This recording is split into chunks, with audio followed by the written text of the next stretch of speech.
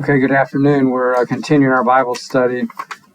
We're in Genesis chapter 29. This is for July 26th. All right, yeah, July 26, 2026. So we're in Jacob's story. And last week, Jacob, had his dream, had the ladder dream, and had said that if God does, in fact, keep the promise to bring me back, then that will be my God. So here we go. And I also ended with saying, I will give a tenth of all that I have. I remember I told you that's where this idea of the tithe comes from. Where you hear churches say, preachers say, give a 10% of your income to the church. I don't know anybody who does that, but maybe some do. Well, okay, chapter 29. Then Jacob went on his journey and came to the land of the people of the east. As he looked, he saw a well in the field. Right, what always happens in the Bible when there's a well? Men and women. Over and over and over again, we see this trope. It's kind of like the mall, if you will. That's where people go to meet each other. And in the Bible, wells are places where our main characters meet up and find their spouses. That's going to happen here. As he looked, he saw a well in the field, and lo, 3 flocks of sheep lying beside it. For out of that well the flocks were watered. The stone on the well's mouth was large, and when all the flocks were gathered there, the shepherds would roll the stone from the mouth of the well and water the sheep, and put the stone back in its place from the mouth of the well. Apparently this is a huge rock, and it takes several people to move it. So you got 3 different flocks there, and I guess they're waiting for everybody to come so they can open it up. Verse 4, Jacob said to them, my brothers, where do you come from? They said, we're from Haran. He said to them, do you know Laban, the son of Nahor? They said, we know him. He said to them, is it well with him? They said, it is well. And see, there's Rachel, his daughter, is coming with the sheep. Oh, here we go. He said, behold, it is still high day. It's not time for the animals to be gathered together. Water the sheep and go pasture them. They said, we cannot until all the flocks are gathered together and the stone is rolled from the mouth of the well. Then we water the sheep. So they have to wait for everybody to get there. And so here comes Rachel. Guess what's going to happen? Verse 9, while he was still speaking with them, Rachel came with her father's sheep, for she kept them. She's in charge of the sheep. And when Jacob saw Rachel, the daughter of Laban, his mother's brother, in other words, that's his cousin, and the sheep of Laban, his mother's brother, Jacob went up and rolled the stone from the well's mouth and watered the flock of Laban, his mother's brother. So Jacob, apparently a pretty strong guy, he sees her coming. He moves the stone. She waters the sheep. That's kind of like, pay attention to me. I got some special skills. Verse 11. Then Jacob kissed Rachel and wept aloud. And Jacob told Rachel that he was her father's kinsman and he was Rebekah's son. And she ran and told her father. I suspect Dad is happy to get this news. Turns out he's going to have 2 daughters. Need to get them married. So, here comes a guy who's one of our family members. And Laban is already, I bet, thinking, maybe I can get my daughters married here. Verse 13, when Laban heard the tidings of Jacob, his sister's son, it's his nephew, okay, he ran to meet him and embraced him and kissed him and brought him to his house. Jacob told Laban all these things, and Laban said to him, surely you're my bone and my flesh. And he stayed with him a month. So Jacob is there. Remember, why is he here? Because Esau said he's going to kill him for stealing his birthright. Verse 15, then Laban said to Jacob, because you're my kinsman, should you therefore serve me for nothing? Tell me, what shall your wages be? So Laban, it's hard to think what's going on inside of Laban's mind, but maybe he's trying to strategize some way to get his daughters married. But at any rate, he is telling Laban, I'm not going to have you work for me for free. If you're going to stay with me, let's work out some kind of wage arrangement. Well, Jacob is always looking for a chance himself. Verse 16, now Laban had 2 daughters. The name of the older was Leah. The name of the younger was Rachel. Leah's eyes were weak, but Rachel was beautiful and lovely. I have no idea what that means when it says Leah's eyes were weak, other than she's not as pretty as Rachel. So, it's clear there's a distinction here. Rachel's the beauty. She's the younger. Leah is the older, not quite as beautiful. And Jacob loved Rachel and said, I will serve you 7 years for your younger daughter, Rachel. Who knows why 7? 7 is one of those magic numbers, okay? Laban said, it's better that I give her to you than I should give her to any other man. Stay with me. So Jacob served 7 years for Rachel. They seemed to him but a few days because of the love he had for her. Okay, so this is a good deal.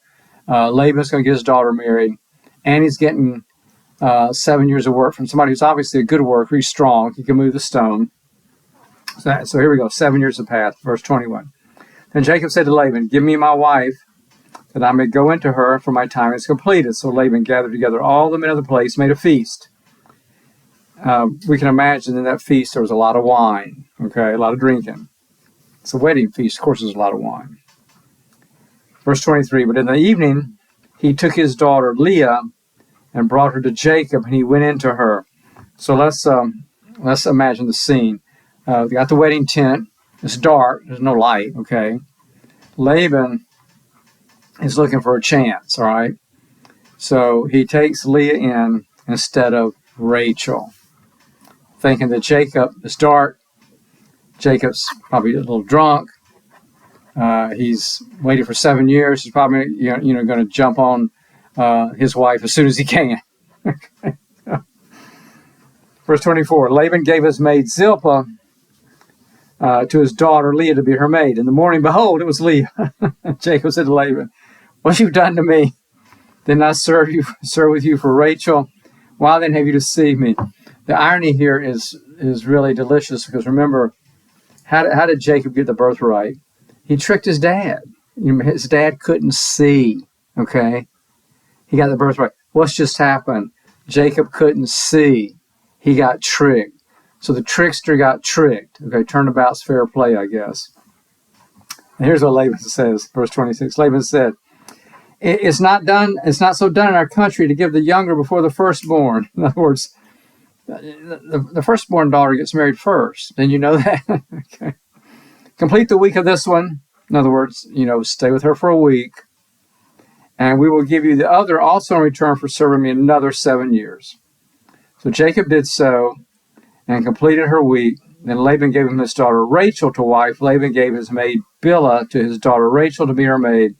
So Jacob went into Rachel also, and he loved Rachel more than Leah, and served Laban for another 7 years. Okay, they're not Mormons, but he's got 4 women now. He has Leah and Rachel and the 2 maids. Why do we care about that? Because from these 4 women are going to come the 12 sons and a daughter, but the 12 sons who will make up the 12 tribes of Israel. So here we go. The promise is getting ready to be completely fulfilled. So verse 31, when the Lord saw that Leah was hated, he opened her womb, but Rachel was barren. So God is, giving Leah the first child. And Leah conceived and bore a son, and she called him Reuben, for she said, because the Lord has looked upon my affliction, surely now my husband will love me. She conceived again and bore a son, and said, because the Lord has heard that I am hated, he has given me this son also. And she called his name Simeon. Again she conceived and bore a son, and said, now this time my husband will be joined to me, because I have borne him 3 sons. Therefore his name was called Levi. And she conceived again and bore a son, and said, this time I will praise the Lord. Therefore she called his name Judah. Then she ceased bearing. So Leah had 4 kids, 4 boys. And Judah, of course, is going to be the name after which Israel is named. Judah, Jew. Okay. Let's do chapter 30. Chapter 30. When Rachel saw she bore Jacob no children, she envied her sister and said to Jacob, give me children or I shall die. I don't know why she thinks it's Jacob's fault. I mean, Jacob is obviously able to have kids. So I don't know. It certainly can't be that Jacob and Rachel are not having sex, because he loves her more. But for some reason, they're not being successful. Verse 2, Jacob's anger was kindled against Rachel. He said, am I in the place of God, who's withheld from you the fruit of the womb? Then she said, here's my maid Bilhah. Go into her, that she may bear upon my knees, and even I may have children through her. So that was the deal back then. If a child is born to the maid, the child belongs to the wife, not to the maid. So she gave him her maid Bilhah as a wife, and Jacob went into her, and Bilhah conceived and bore Jacob a son. Then Rachel said, God has judged me. He's also heard my voice and given me a son. Therefore she called his name Dan. See, as far as Rachel is concerned, that's her son. Rachel's maid Bilhah conceived again and bore Jacob a second son. And Rachel said, with mighty wrestlings I wrestled with my sister, and I have prevailed. So she called his name Naphtali. So Rachel's saying, now I'm having kids too. Well, she really isn't, okay? But she's in competition with her sister Leah. So we got 6 boys. Verse 9, when Leah saw that she had ceased bearing children, she took her maid Zilpah and gave her to Jacob as a wife. Then Leah's maid Zilpah bore Jacob a son, and Leah said, good fortune. So she called his name Gad. Leah's maid Zilpah bore Jacob a second son, and Leah said, happy am I, for the women will call me happy. So she called his name Asher. So what do we have now? We have 8 boys. Okay. Rachel still has not had any children. She will eventually, and she's also going to die in childbirth. It's pretty sad. But right now we got 8 boys. Verse 14. In the days of wheat harvest, Reuben, remember he's the oldest, went and found mandrakes in the field and brought them to his mother Leah.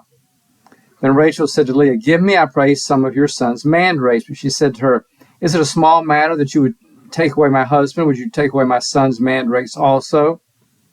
Rachel said, then he may lie with you tonight for your son's mandrakes. Why does she want the mandrakes? Because they're considered to be drugs that help you get pregnant. Okay. Verse 16, when Jacob came from the field in the evening, Leah went out to meet him and said, you must come in to me, for I have hired you with my son's mandrakes. So he lay with her that night. Apparently, they had quit having sex. And God hearkened to Leah, and she conceived and bore Jacob a 5th son. Now we got 9 boys. Leah said, God has given me my hire because I gave my maid to my husband. So she called his name Issachar. And Leah conceived again, and she bore Jacob a 6th son. So what do we got now? 10 boys. Then Leah said, God has endowed me with a good dowry. Now my husband will honor me because I gave him 6 sons. So she called his name Zebulun. Afterwards, she bore a daughter and called her name Dinah. Okay, so now we got the one girl, Dinah or Dina, whatever her name is. Then God remembered Rachel, and God hearkened to her and opened her womb. She conceived and bore a son and said, God has taken away my reproach, and she called his name Joseph. May the Lord add to me another son. Yes, this is the Joseph of the special coat. So what do we have now? 11 boys and 1 girl. Verse 25, when Rachel had borne Joseph, Jacob said to Laban, send me away, that I may go to my own home and country. Give me my wives and my children for whom I've served you, and let me go. For you know the service which I have given you. But Laban said to him, if you will allow me to say so, I have learned by divinations, the Lord has blessed me because of you. Name your wages, I'll give it you. See, Laban don't want him to leave. Of course not. Not only does he have a good worker in Jacob, but his 2 daughters are there. Plus, he may be looking at all those boys and saying, when those boys grow up, in other words, they get to be about 8, 9, or 10, I'm going to have a lot of good workers in the field. Verse 29, Jacob said to him, you yourself know how I've served you and how your cattle have fared with me. For you had little before I came, and it's increased abundantly, and the Lord has blessed you wherever I turn. But now when I shall provide for my own household also, he said, what shall I give you? Jacob said, you shall not give me anything. If you will do this for me, I will again feed your flock and keep it. Let me pass through all your flock today, removing from it every speckled and spotted sheep and every black lamb, and the spotted and speckled among the goats, and such shall be my wages. In other words, Jacob is saying, I'll take all the bad sheep, the ones that are spotted. Okay. Verse 33, so my honesty will answer for me later when you come to look into my wages with you. Everyone that is not speckled and spotted among the goats and black among the lambs, if it's found with me, shall be counted stolen. Laban said, good, let it be as you have said. But that day Laban removed the he-goats that were striped and spotted, and all the she-goats that were speckled and spotted, every one that had white on it, and every lamb that was black, and put them in charge of his sons. And he set a distance of 3 days' journey between himself and Jacob fed the rest of Laban's flock. See, because Laban is trying to make it so that Jacob doesn't get enough sheep to be able to leave. And he's trying to trick him again. Look at this, verse 37. Then Jacob took fresh rods of poplar and almond and plane, and peeled white streaks in them, exposing the white of the rods. He set the rods which he had peeled in front of the flocks of the runnels, that is, the watering troughs where the flocks came to drink. And since they bred when they came to drink, the flocks bred in front of the rods, and so the flocks brought forth striped, speckled, and spotted. So, of course, this is nonsense, but what Jacob has done, he's taken these sticks and stripped them so they're kind of spotted, and put them in the ground where the sheep come to drink, and the sheep would come to drink, and that's where they would reproduce. And because they were looking at the spotted sticks, all their babies were spotted too, which means what? They're going to belong to Jacob. So Jacob is tricking Laban. Verse 40, and Jacob separated the lambs and set the faces of the flocks toward the striped and all the black in the flock of Laban. And he put his own droves apart and did not put them with Laban's flock. Whenever the stronger of the flock were breeding, Jacob laid the rods in the runnels before the eyes of the flock, that they may breed among the rods. But for the feeble of the flock, he did not lay them there.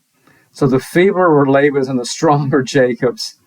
Thus the man grew exceedingly rich and had large flocks, maidservants, and men servants, and camels, and asses. In other words, all these guys, all this stuff is just hysterical.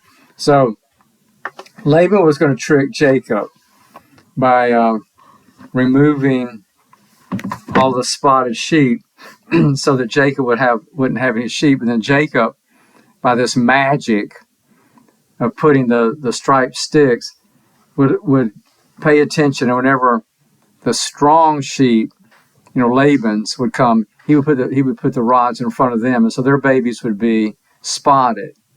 So he ends up with a whole bunch of spotted, strong sheep, whereas the weak ones, he didn't put the rods there, and so all the weak ones were white, and they're going to be Laban's.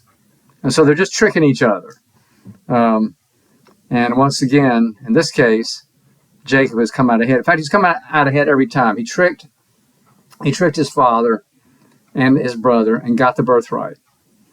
And while it looked like Laban had tricked him into taking Leah, it turned out actually good for Jacob because he got both women and both wives.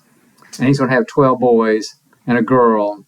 And he's, like he said, all these men servants, maid servants, and sheep. So he's going to end up extremely wealthy. So he has turned out to trick them. Now, we'll see later that God is going to change his name, and that's going to reflect the way that Jacob, in other words, Israel, it's going to be Israel, is able to trick and negotiate in difficult situations and come out ahead. So next time we'll pick up verse 31 and see what happens as Jacob tries to leave. All right, see you next time. Peace.